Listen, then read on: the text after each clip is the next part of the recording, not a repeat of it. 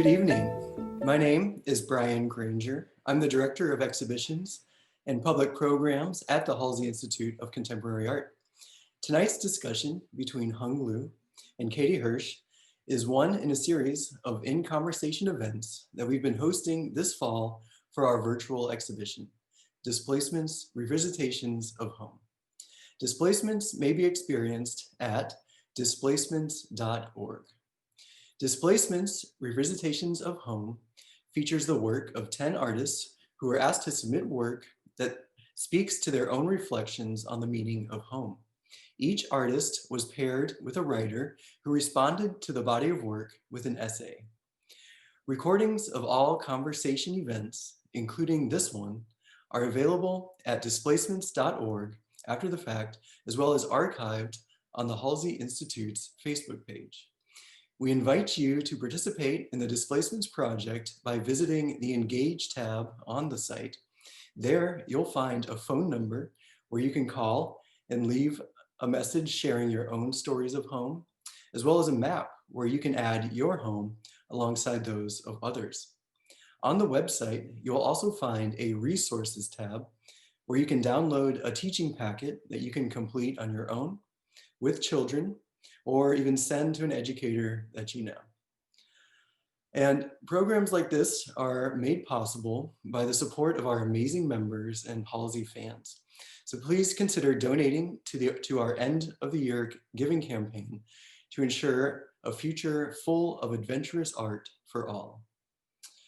Tonight, I'm pleased to introduce Displacements artist Hung Lu and her respondent, Katie Hirsch. Hung Lu's work combines historical photographs with traditional Chinese iconography, assigning contemporary narratives and identities to historical moments. Lu's work was first featured at the Halsey Institute in a 1998 exhibition. She joins us this evening from Oakland, California. Katie Hirsch is a curator and director of strategic partnerships at the Halsey Institute. She joins us tonight from Charleston.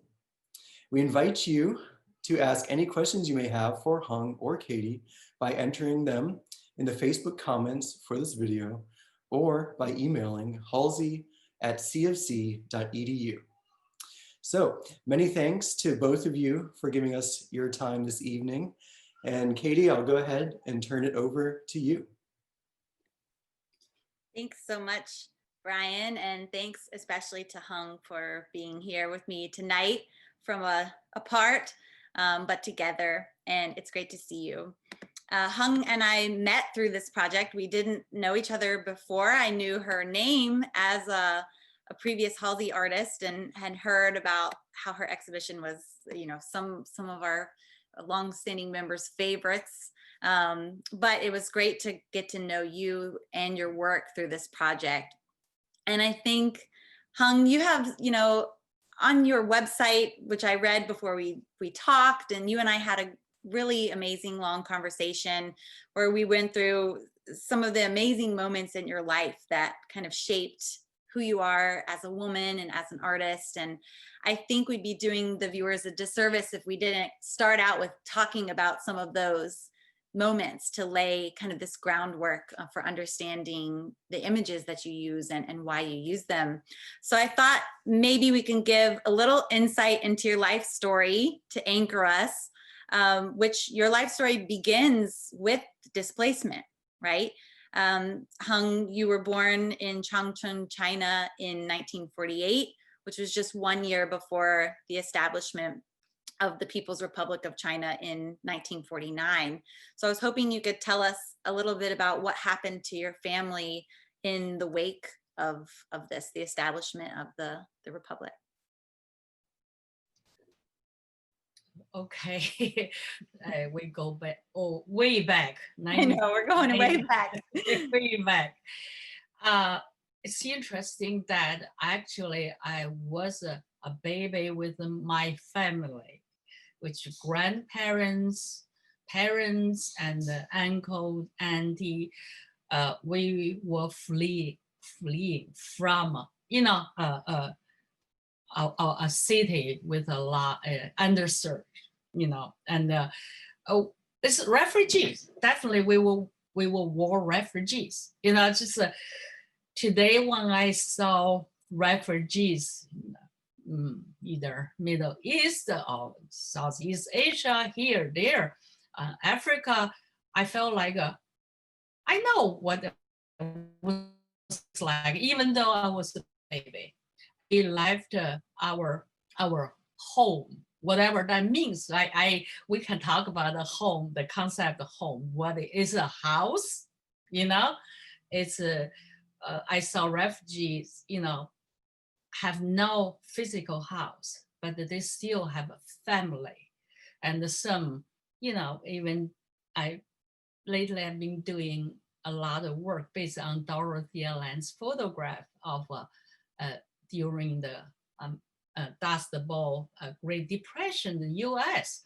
A lot of refugees, and some of them, you know, made a little shelter or some just to temporarily live there.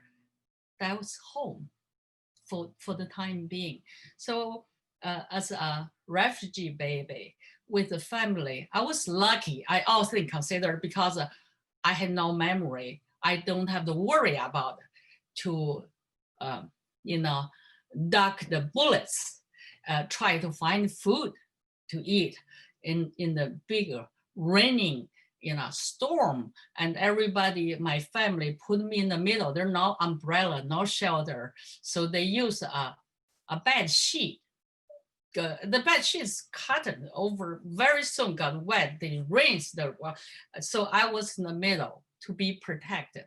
So I just felt maybe also I'm not just a woman artist. Also I'm a you know immigrant from other side of the, you know, the ocean, the other continent. So I felt like a displacement, almost a theme in my life, you know. And so when you're doing this show, we had a great conversation about what that means, what home means, what displacement means, you know, to different people. Of course, we have different experience, but I think it's a common theme.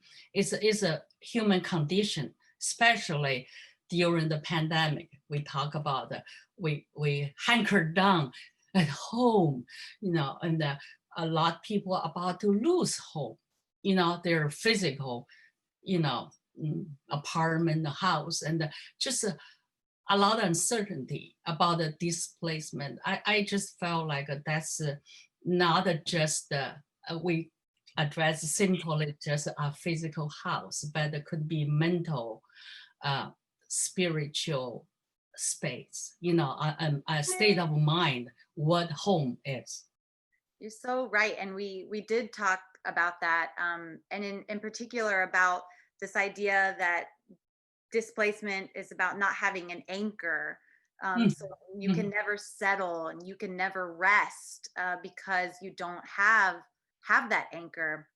And yeah, we talked about people what is modern displacement during the pandemic, people with job uncertainty, people who don't know if they can pay the rent on their apartment. And I think that's not a displacement that we would have thought about prior to this global event. So I do think it makes us think about the exhibition and these themes in a different way. And, you know, in particular, when you and I were talking about your experience being an immigrant to the United States, which we'll touch on, I really remember you talking about, it was something I wish I could have included in my response, but I didn't have, I gave myself too short of a word count to make. But I remember us talking about your shock at being called an alien, and this word alien really sticking out to you. And you talked about Sigourney Weaver, you know, Alien movie being out at that time. And so I was just wondering, how has your relationship to your American citizenship changed over time since you came here in 1984 to attend graduate school? And I imagine that this relationship with being an American has changed so much over time. And I wondered if you could talk to us about that, from being an alien and the shock at that word to to today. Mhm. That time came to a new, completely different world. Not talking about the political, economic, all the systems, also different language, different cultural background, history. It's quite, I don't use a cultural shock, but it's a shocking experience. When you adult, it's not like a little baby you brought to this country, but you have to relearn a lot of things. And I, after maybe 4 years I'm here, I cannot remember how many years I got my green card. I did a project on the, San Francisco immigrant history, especially Chinese, and the different generation we came here from different parts of China, even different dialects. I visited the government officials, and I said, I want to see the history. Give me some images. I want to see the green card. Why it's called green card? My green card has no green color. It's white, blue, So, and then of course I saw, from early stage, there's, you become a legal, kind of a resident here, and there was time, there's a green, almost like a dollar bill, the green patterns all over, because that way to make a more complicated, ID cards are harder to forge it. And then later on, but when I got my green card, it's called my card called a resident alien, So that's, I thought, because again, I got to this country, I have to learn English, and everything I have to translate, use a giant dictionary before digital age. You always say, alien, what does it mean? And then also aliens, completely from out space, somewhere else. And then, like you said, the Sigourney Weaver's movies, I saw, oh, that's what I have with aliens, they kind of very scary and ugly, and try to take over, try to conquer this our planet. It's like, that's a pretty funny term for me to have my legal, resident card, but as alien. Of course, today they changed it to, I think, called permanent residence, because somebody, probably felt like that's a bad word, alien. They're not aliens. But the recent years, when there's a sentiment about anti-immigrants, and the aliens started to, this word comes again, comes up, alien, those illegal aliens, those people illegal. I think when you, put a kind of name somebody aliens, immediately they are not us, they're not human beings. Yeah, they're not us. They from somewhere else. They completely, they're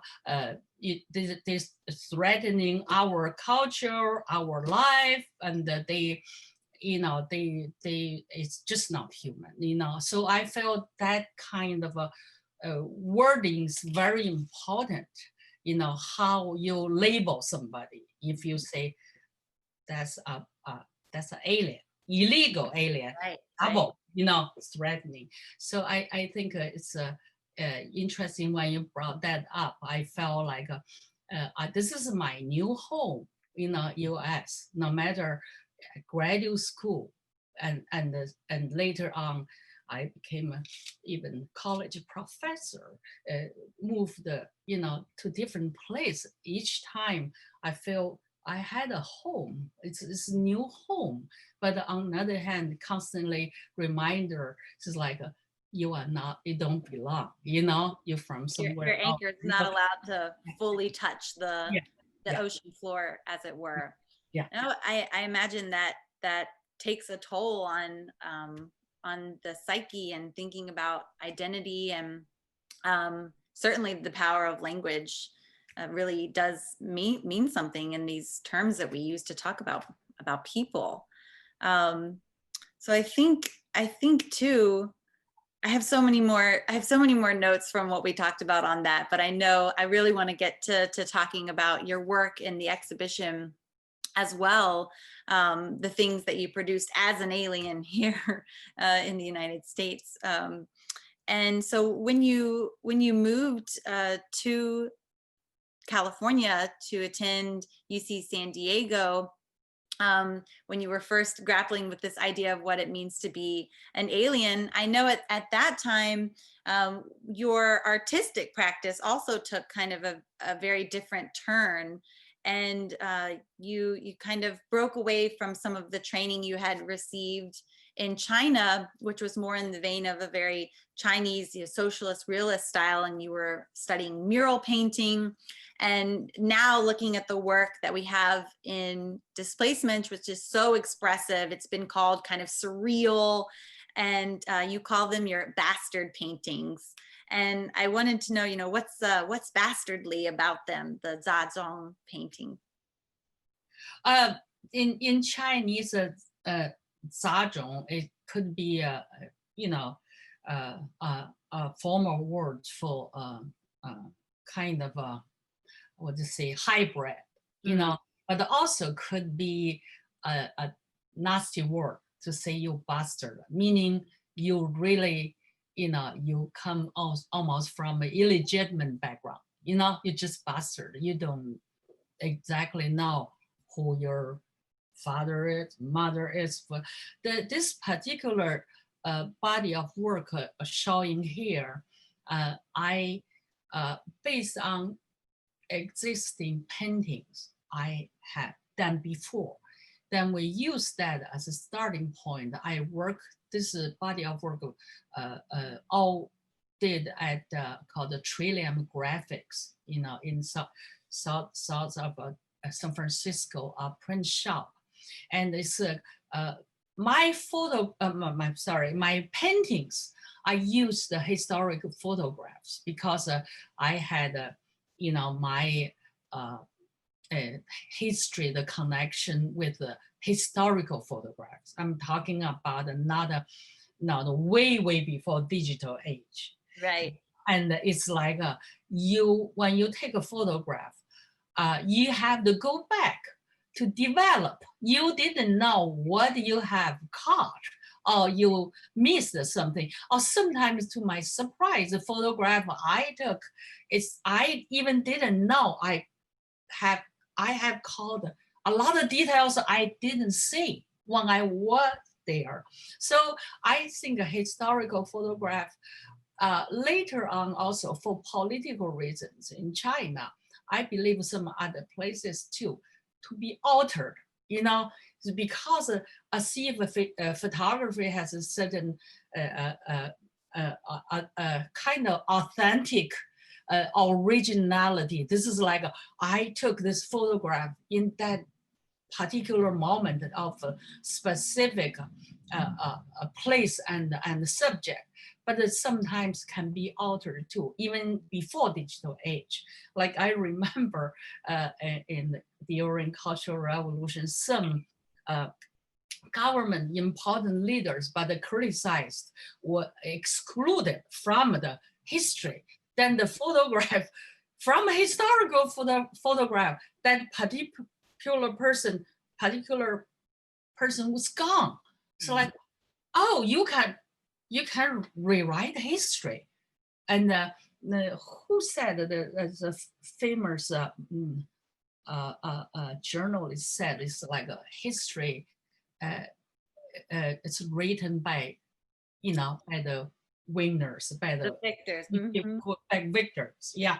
So I felt like I love to go back to the original, authentic photographs, see Yeah. what I could find.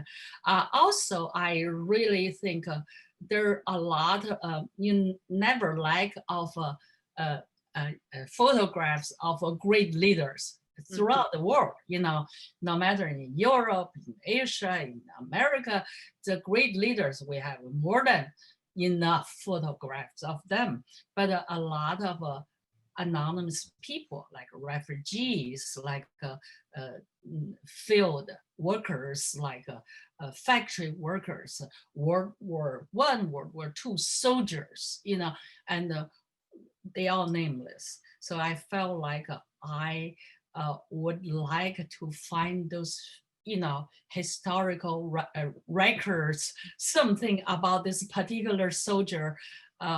We may never know the name, like the Chinese women fighters during World War II fought anti-Japanese occupation, and they died. I felt like there's a Chinese words very interesting, talk about the heroic death. They say there's a words called 视死如归. They considered death as going home. So you're talking about the homes, like I died, but I'm going home. So I felt like my probably you see surface of my painting, mixed media, whatever, that my the ground of my work, that the surface is their home in some way. And I feel like they need to return home because they long kind of lost the souls, anonymous, but they feel they need a proper burial place and home. That's today I watch news that talk about how the COVID, victims, the deaths, numbers go way up. And then I started to think, they call how they people deal with it. For example, like El Paso, funeral home. They use home. Oh, I never thought of that, huh? Yeah, but I think you're writing about the concept hometown, homeland. It's I have my home, but then we have hometown, then homeland, then I'll have our home. We all have our home planet. That's much bigger. But then funeral home. So I felt like people are longing for home because that's almost your place to be. You feel safe, you feel protected, you feel that's the end of the day. Let's go home after long working day, of whatever holiday, we go home. Where is home? I think the concept is very on one hand, I feel like it's a complicated, not simple, just a home we take for granted, hey, I have a home to go to, but also think about the dead, they ended up a funeral home than somewhere else. Well, you've given me, I'm writing that one down because I do need to think about why do we call them funeral homes? I don't know. You've opened up a whole other facet of home I wasn't even thinking about, or talk about the power of language using that word home. I find that really beautiful that you give these people, all of these images are taken from historical photographs that, like you say, they are unanchored, and you're giving them an anchor by giving them this home within your painting, as you say. So I think that's a really beautiful sentiment. And I know we talked. This image is great.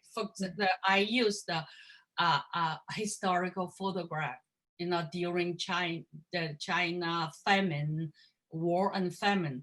A little girl by the roadside begging for food.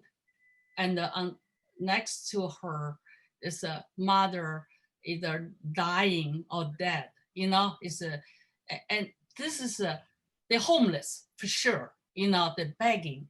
But somehow in this work, I feel like not just they in the worst possible, situation, but also I feel like this photograph from the 40s that will be like 70 years ago. Mhm. Everybody's gone, but somehow I want people remember the little girl and her dying mother. So I have flowers from traditional painting, and there's a bird bus, a lot of beautiful heavenly birds there, and the fish going through, and Chinese in Chinese tradition folklore, bats.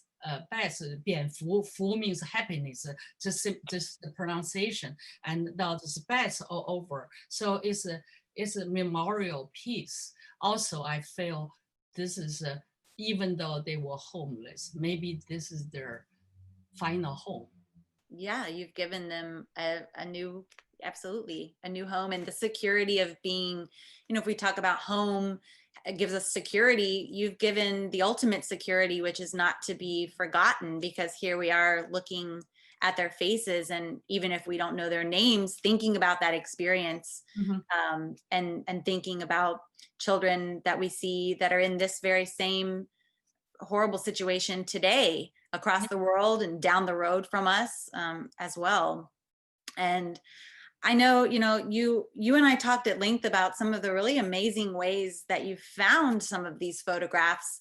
And I wonder, I have some interesting stories I'd like to talk about the other photographs, but if we could go back to that, to the child, I'm thinking, you and I talked about finding photographs that the government wouldn't have wanted people to see. And so where did you find this one? Because I imagine they wouldn't have wanted people to see proletariat suffering, right? That wouldn't have been amenable to their narratives. Where did you find this photograph?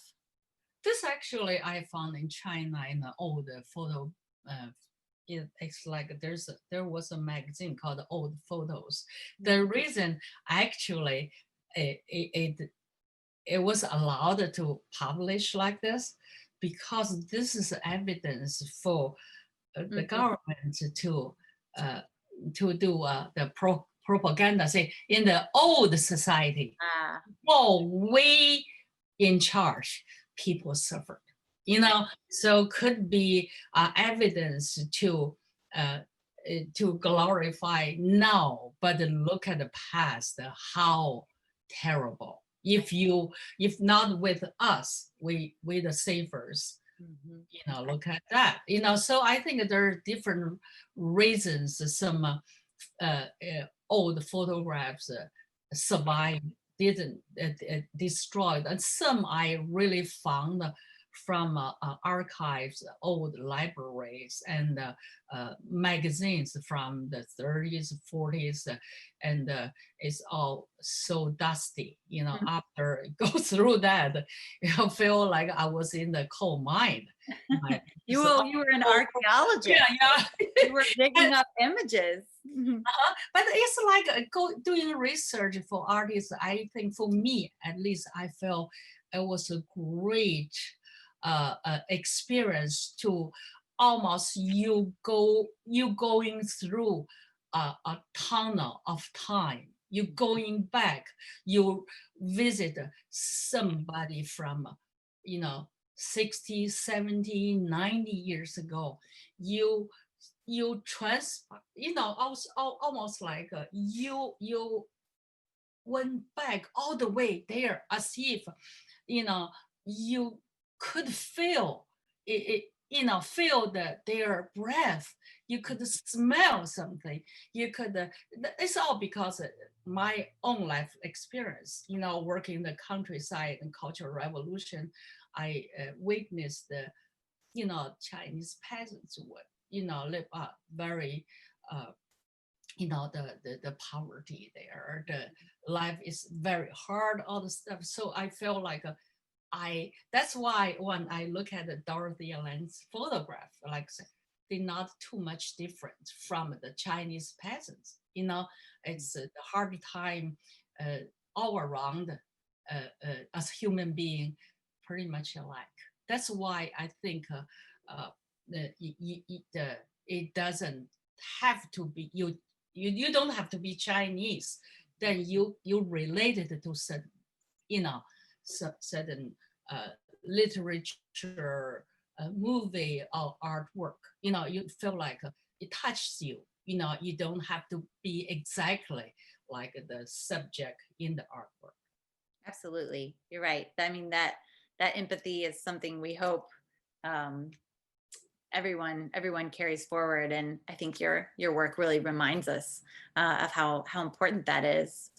And I want to come back to the finding of the photographs, because you hinted at some of the adventures you had, being covered in dust, coming out covered in dust while looking for them. And there were some, Brian, if you could go forward, I think there are two works that I found. Kind of the story behind finding these photographs was particularly interesting. Are these the ones you found at the film studio in Beijing? You found this is the image of the woman, reclined woman.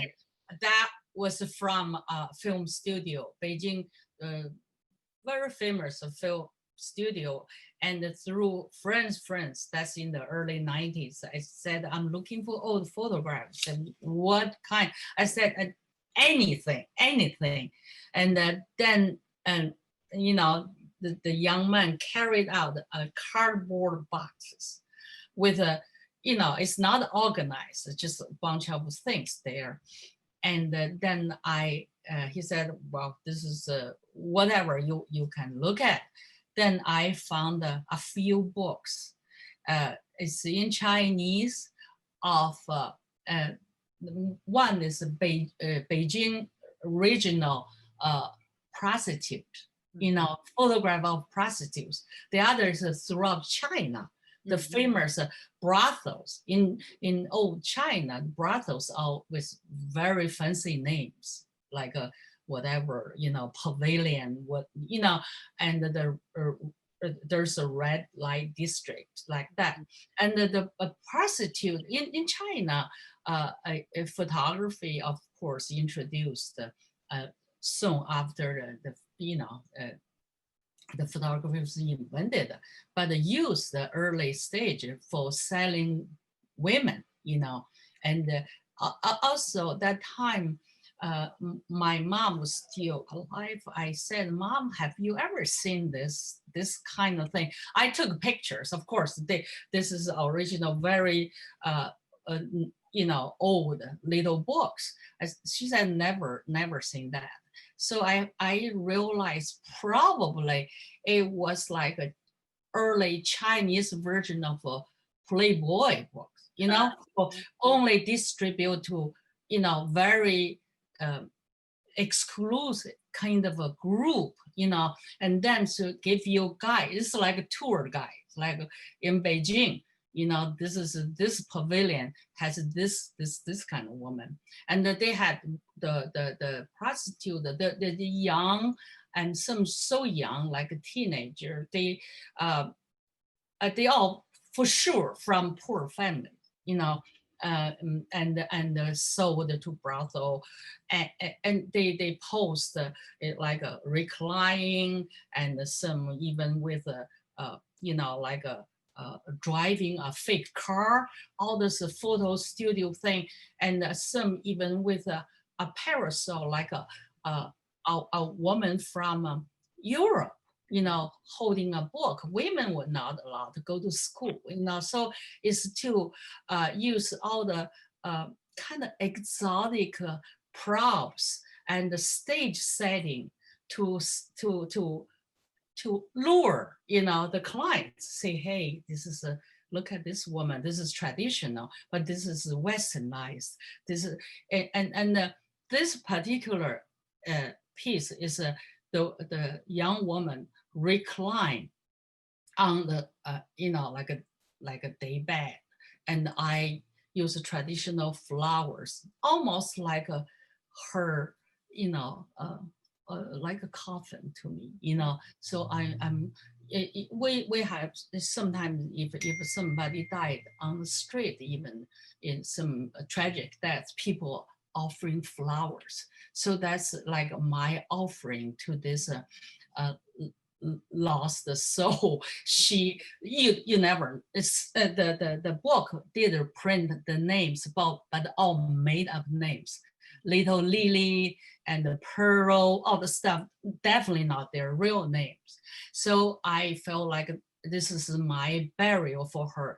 The backdrop actually historical photograph of in the imperial the last dynasty, the Qing dynasty. That's the Empress Dowager Cixi, the only powerful woman carried by eunuchs. So I thought that the contrast, one is a woman so powerful, but with all the men are eunuchs. And this woman is for sale. Any man can buy her. So I think the contrast is, that's just this particular piece, yeah. It is. No, I really like that. And then thinking too about giving this woman a home who was likely taken from her home, or certainly didn't perhaps leave on her own will, and likely never felt restful or had a true home thereafter, but now has one here within your work. I wonder too, just while I'm looking at this, thinking beyond the people, you've brought up some of the recurring symbols, the flowers, we've seen the birds, very traditional Chinese imagery, but you also include these circles, these kind of dripping circles. There's one near her head here. What can you tell us about the inclusion of that motif? It's in so much of the work. And the circles is anybody recognize circles, even kindergarten kids can recognize circle. What is circle? In Chinese written language, the end of a sentence, we say period, right? It's comma and a period. In English, the period is a solid little dot, right? Chinese period is a little circle. So in a way, it's gestural, but also it's almost like a big punctuation. But when you look at the circle, it doesn't have a relationship with the historical photograph, doesn't have a relationship, not connected to this woman's image, but maybe because it's almost like free agents floating there, could be different size, different color. So maybe it's an untold story. When you have a punctuation, the end of a sentence, maybe it's beginning of another sentence, and also maybe like thought bubbles.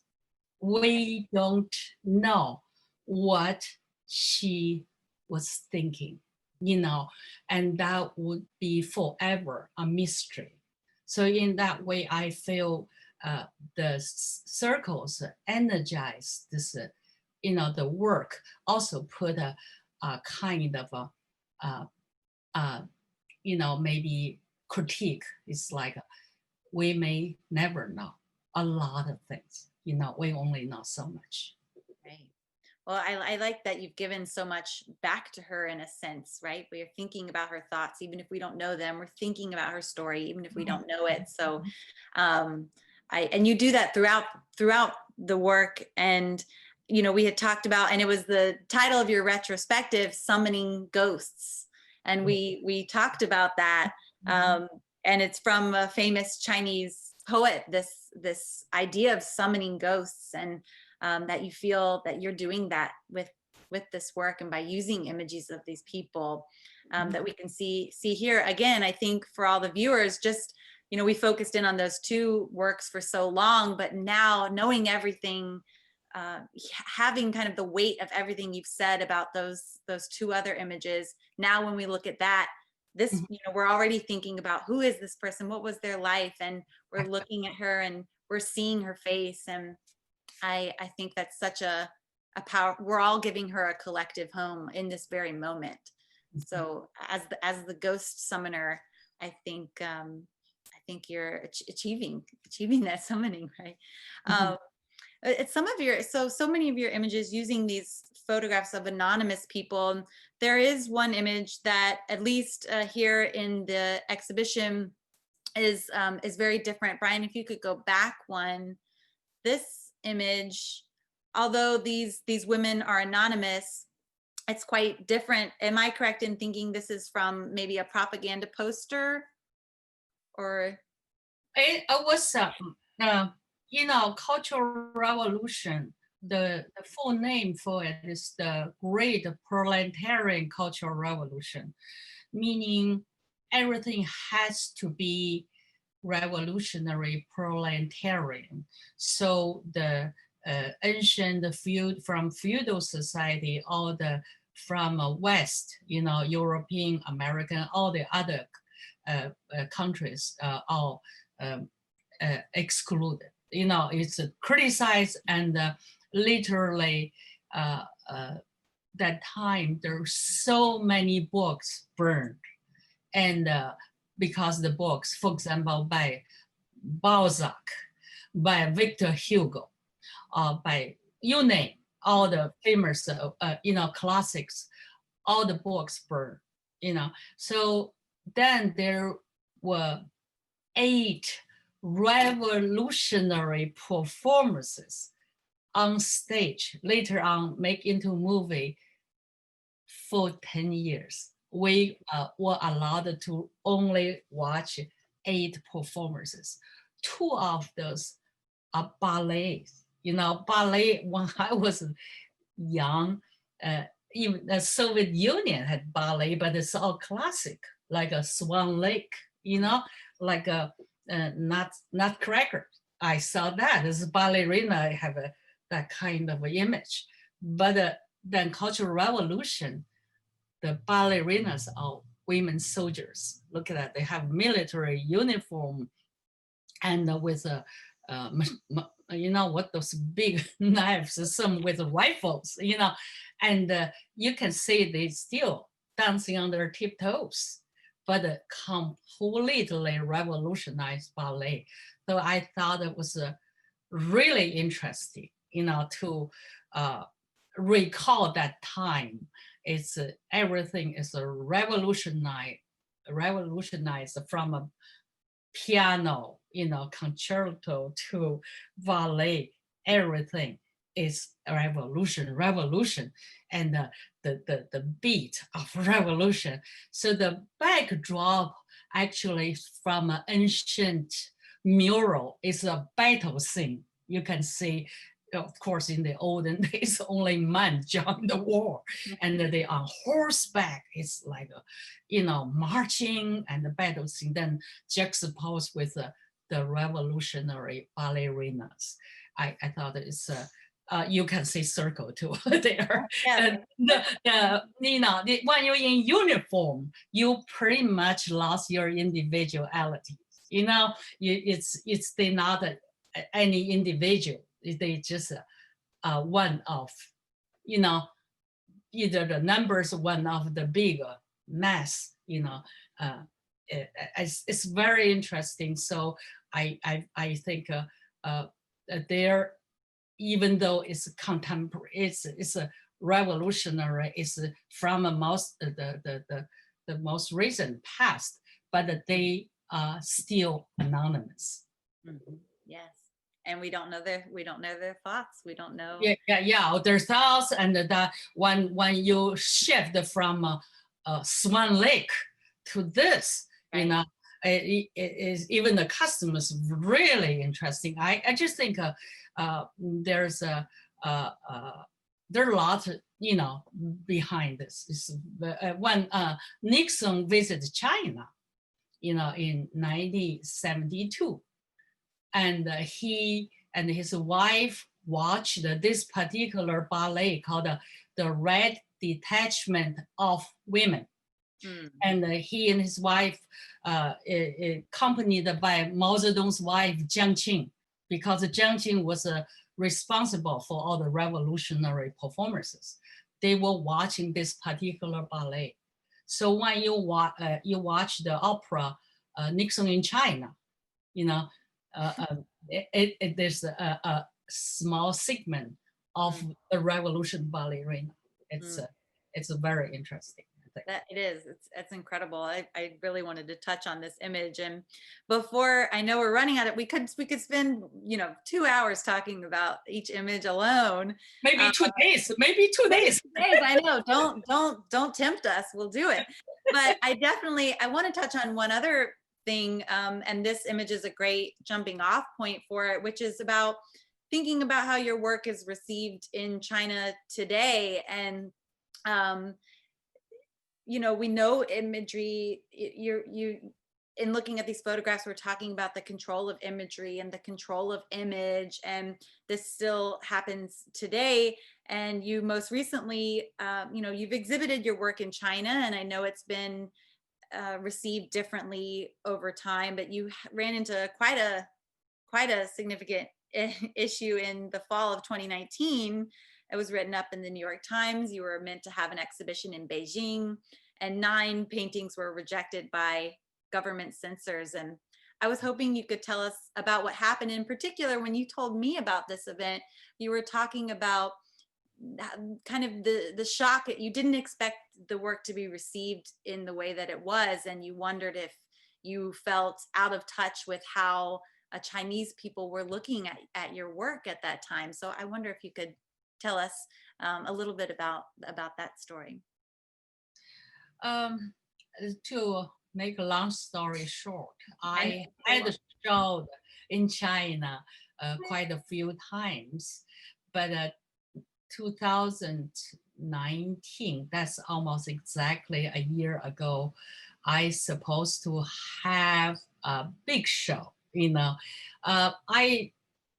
didn't use a retrospective, but pretty much my, as an artist, overseas Chinese return home, talking about the home.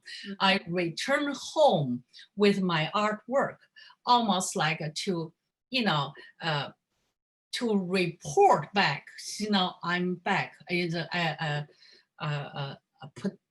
called prodigal daughter, returned to China. And then first the opening was set for December 6th, almost exactly a year. Then it's called the UCCA, Wulun Center for Contemporary Art. They show the artists from all over the world. Last year, one of the biggest shows was Picasso. Believe it or not, I was like, yeah, after Picasso, not too bad. A Chinese woman about to show in China, in Beijing. And then first, the 9 paintings were censored. Then final things like the whole show was censored. That's not because of Chinese people or Chinese artists, because the government and the political situation get tighter. Plus, like Hong Kong, the democracy movement, the whole thing. For example, I had one painting called 12 hairpins. Hairpin in the olden days, women have hairpin. It's when you say hairpin, you mean a beauty, a woman. 12 young women, you could not tell except when you look, it's based on historical photograph of 12 schoolgirls. When you say one, oh, that's a school uniform with skirt. They all wearing heavy duty gas mask. That's during World War II, is a drill. So I painted that called 12 hairpins, means 12 beauties, you really cannot see their faces. And that's one of the first, censored pieces. I said, I'm doing this.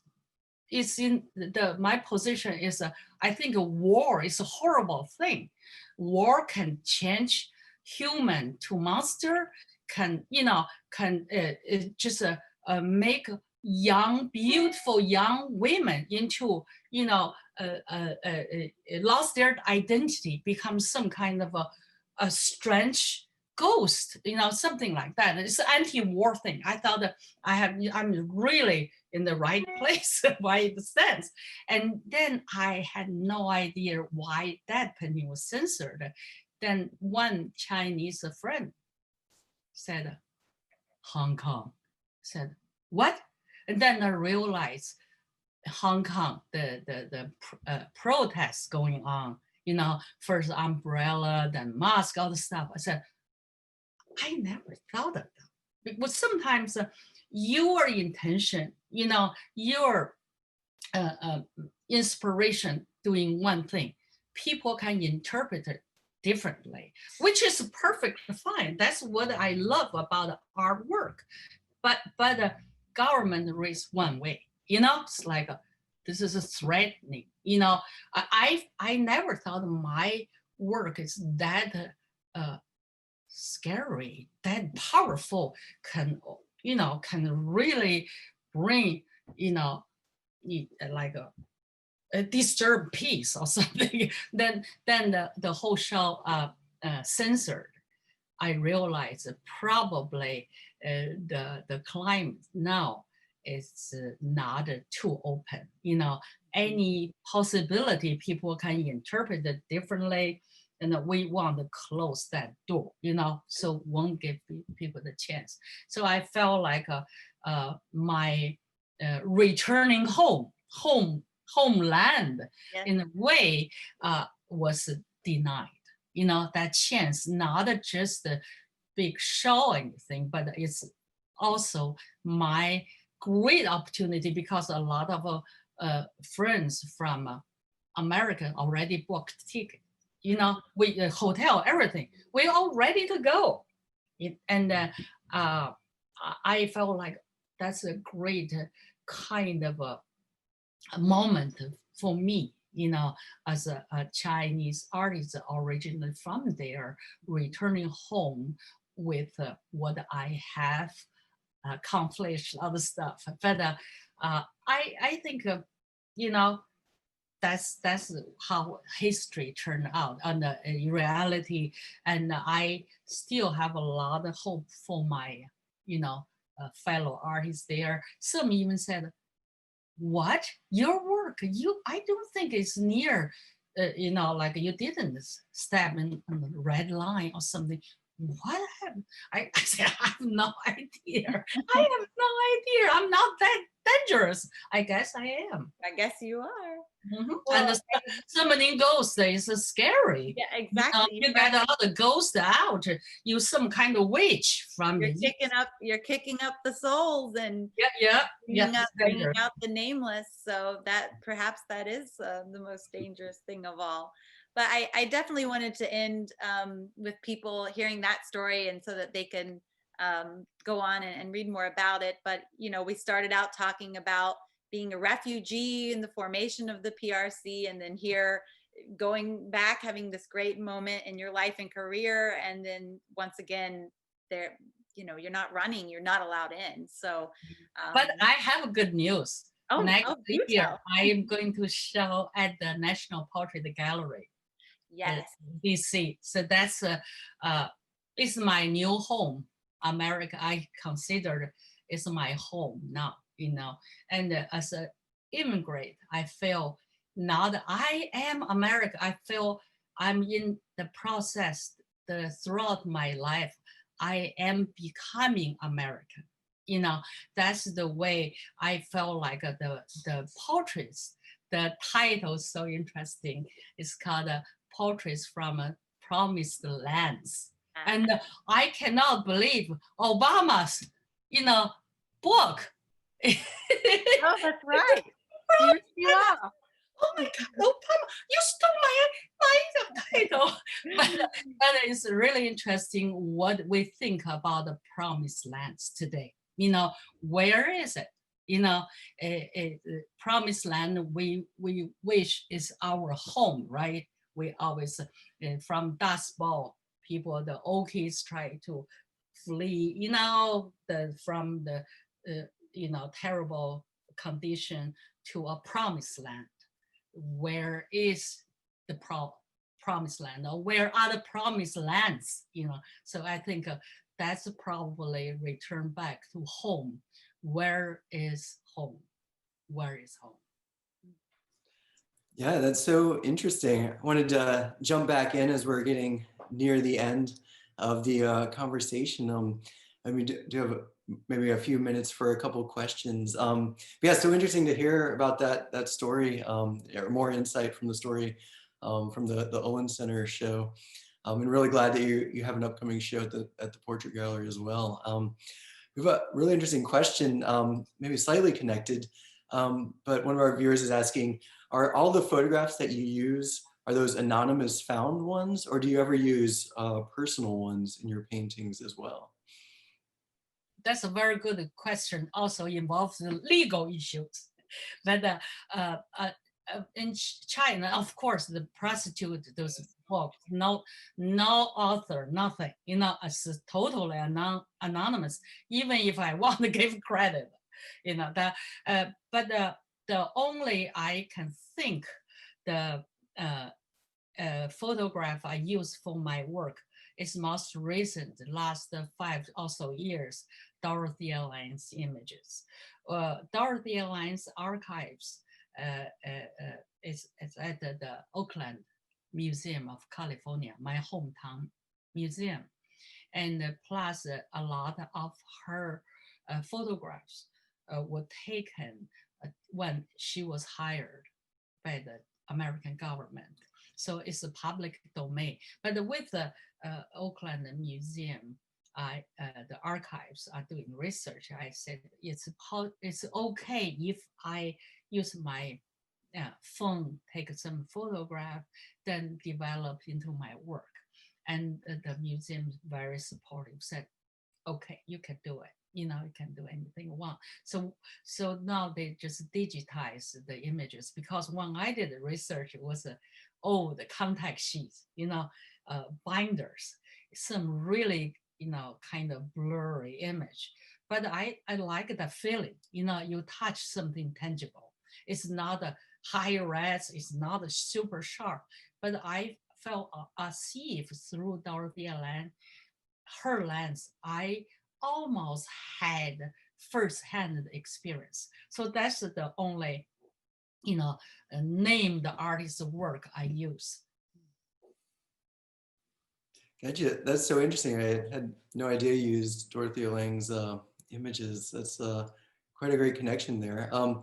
And maybe another quick question. I know, Katie brought up these beautiful circles in your work, and seeing throughout all of your work, you have a lot of these very vivid gestures that have a lot of paint drips coming from them, and I can see connections to maybe ink painting from China, but also connections to the sort of the typical gestures from Western modern painting.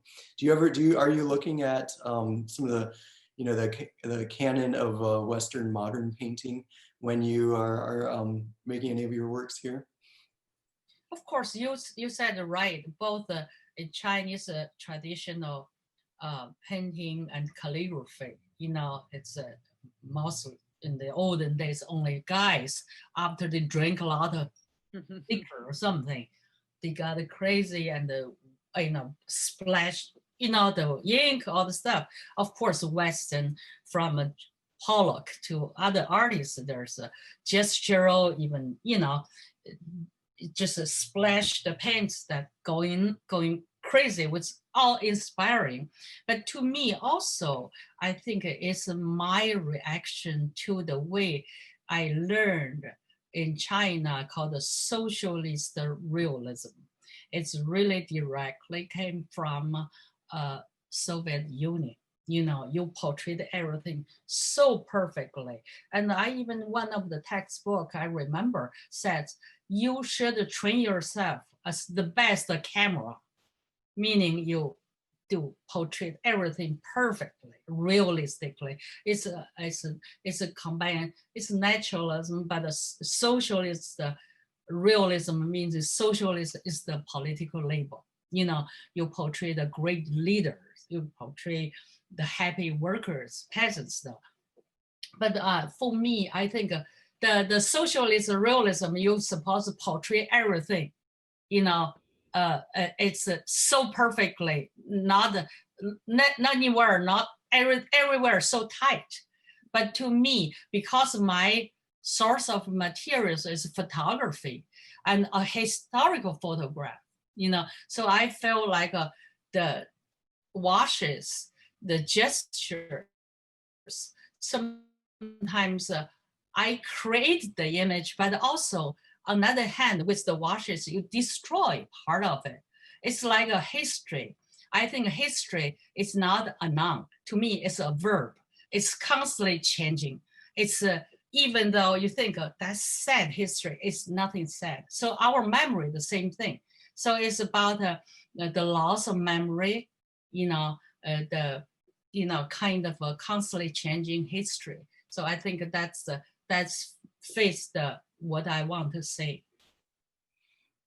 Absolutely, that's so fascinating. Well, I think we are right at the end of our journey tonight.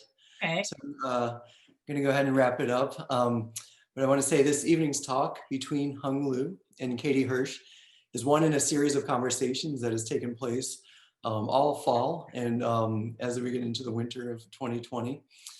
Join us on next Thursday, December 10th at 7 p.m. right here, same place, same time next week on Facebook Live for our final installment of our conversation series. That'll feature displacements artist Lonnie Holly and his respondent, Ted Rosengarten. So in the meantime, go ahead and visit displacements.org, check out more images by Hung and read Katie's response as well. And yeah, so that's it for tonight. So I want to again say thank you to Hung for joining us from California, and for Katie as well. This was really illuminating conversation. So Thank great. you. Yeah. I wish we'll have our 2-day-long conversation maybe next year. You come to visit, and 2021 is supposed to be better year. You are welcome. Okay. Thank you. Care, stay safe. We'll see you there. Thank you. Bye-bye. Bye. Bye.